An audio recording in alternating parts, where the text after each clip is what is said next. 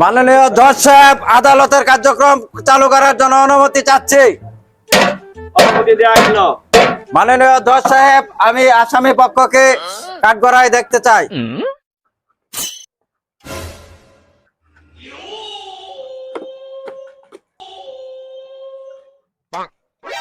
Your honour, আমার প্রতিপক্ষ উকিল বলেছে আমার মক্কেলের বিয়ের নাকি বয়স হয়নি।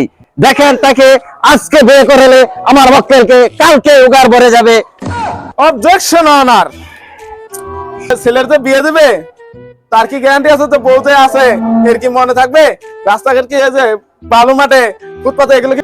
আপনার কাছে আমার আকুল আবেদন যে আমার মক্কেলকে বিয়ে করার অনুমতি দেওয়া হোক কোর্ট থেকে। অনুমতি দেওয়া গেল।